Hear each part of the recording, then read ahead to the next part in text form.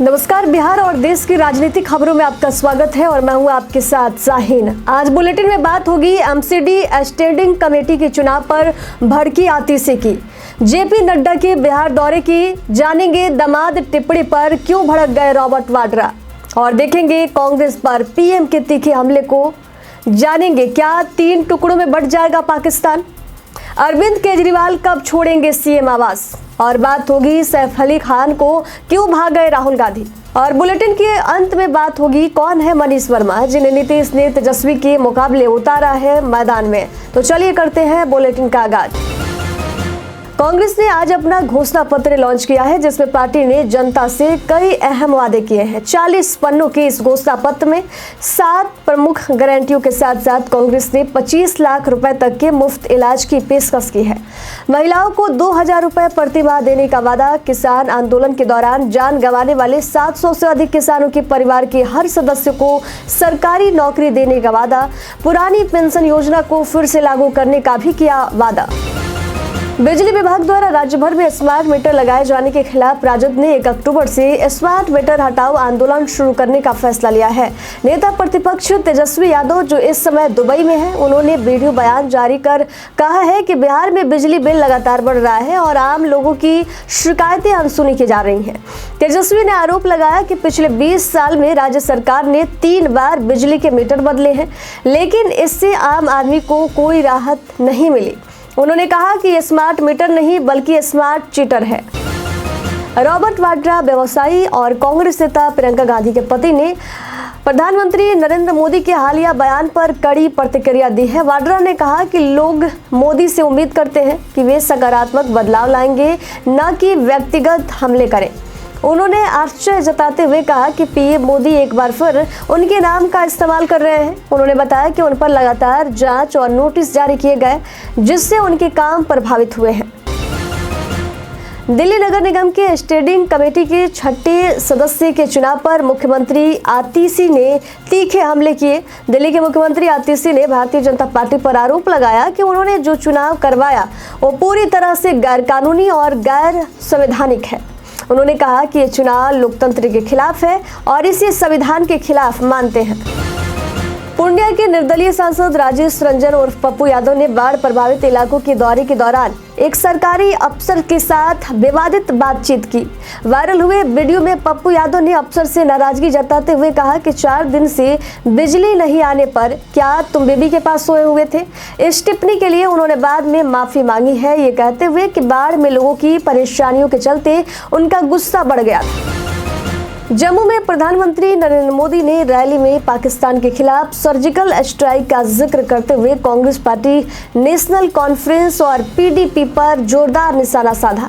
उन्होंने कहा कि जम्मू के लोग दशकों से भेदभाव का सामना कर रहे हैं और कांग्रेस की नीतियों के कारण इस क्षेत्र में विकास की गति रुक गई है।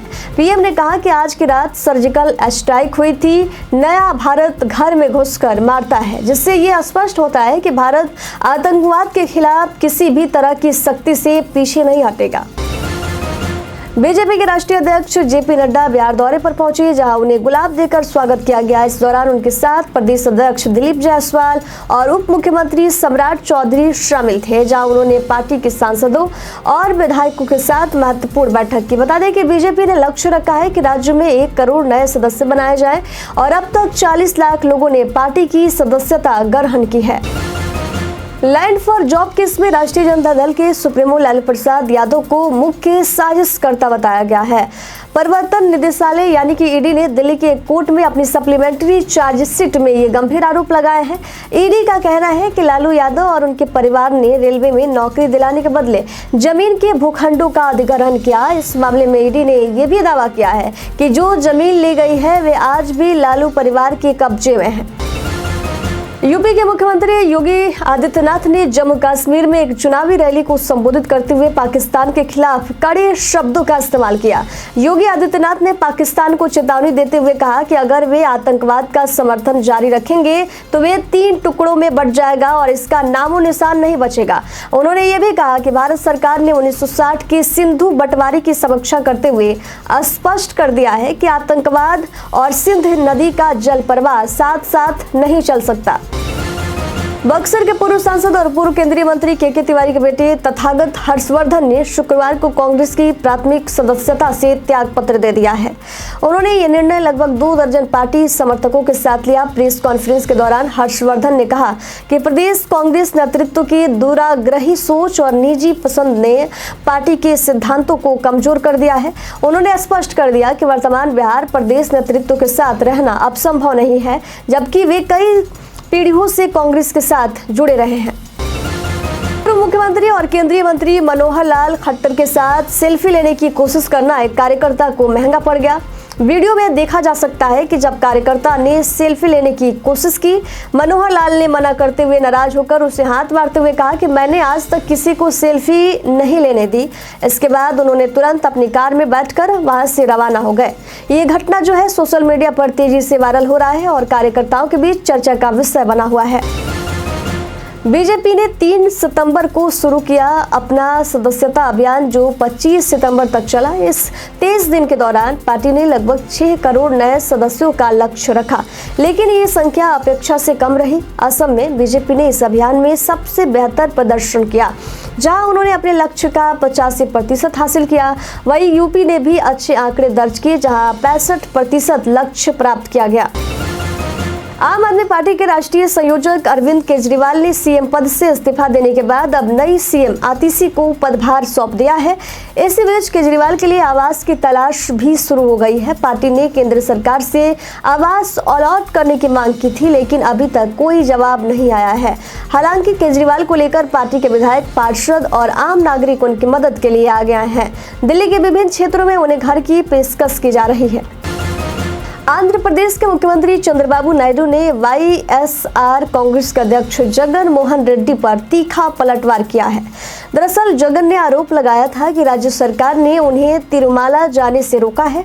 नायडू ने इस पर प्रतिक्रिया देते हुए कहा कि जगन झूठ बोल रहे हैं, उन्हें मंदिर जाने से रोकने के लिए कोई नोटिस नहीं दिया गया है। उन्होंने सवाल किया कि अगर सच में ऐसा हुआ है तो जगन नोटिस मीडिया को क्यों नहीं दिखाते हैं। पूर्व महिला पहलवान और हरियाणा बीजेपी के नेता बबीता फोगाट ने कांग्रेस नेता विनेश फोगाट की पार्टी में शामिल होने पर अपनी प्रतिक्रिया दी है।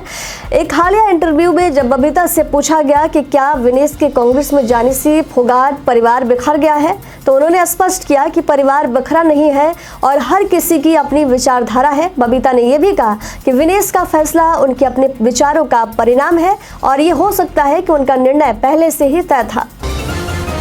राजस्थान के राज्यपाल हरिभाऊ बागड़े के अभिनंदन समारोह में केंद्रीय मंत्री नितिन गडकरी ने कहा कि राजनीति का असली अर्थ समाज सेवा, राष्ट्र निर्माण और विकास है, लेकिन वर्तमान में ये केवल सत्ता की राजनीति बनकर रह गई है।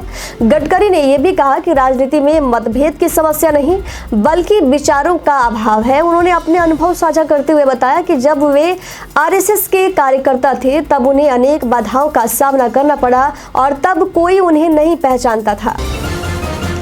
बॉलीवुड के मशहूर अभिनेता सैफ अली खान ने हाल ही में कांग्रेस सांसद राहुल गांधी की जमकर तारीफ की है।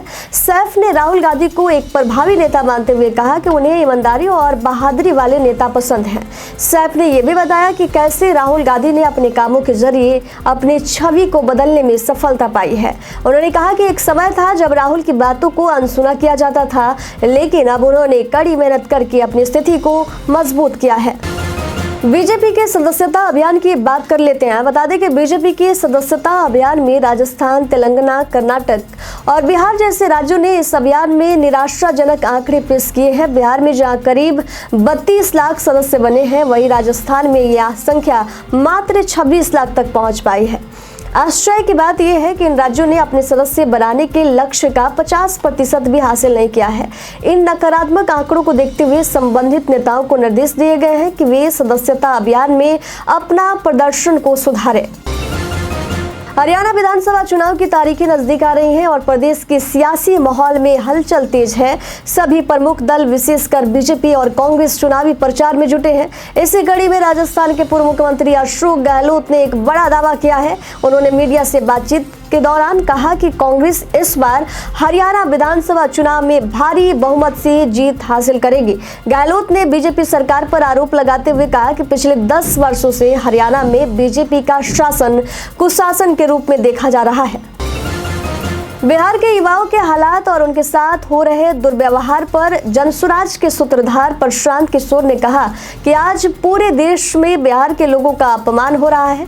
बिहारी शब्द अब एक गाली बन चुका है और हमारे युवाओं को अनपढ़ और मजदूर समझा जाता है। उन्होंने बिहार के गौरवशाली इतिहास के याद दिलाते हुए कहा कि बिहार वह भूमि है जहां ज्ञान और शिक्षा का प्रकाश फैलता था। आज के युवा जो अपने सपनों को साकार करने के लिए अन्य राज्यों में मजदूरी करने जा रहे हैं, उन्हें न केवल आर्थिक कठिनाइयों का सामना करना पड़ता है बल्कि अपमान भी सहना पड़ता है।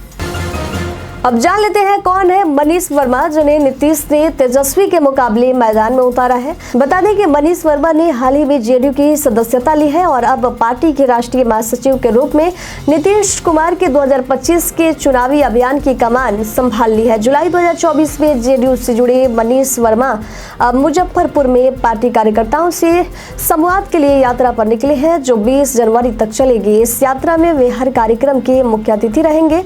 मनीष वर्मा एक अनुभवी IAS अधिकारी हैं और नीतीश कुमार की करीबी सहयोगियों में माने जाते हैं। तो आज के बुलेटिन में बस इतना ही। दीजिए जाने की इजाजत। नमस्कार।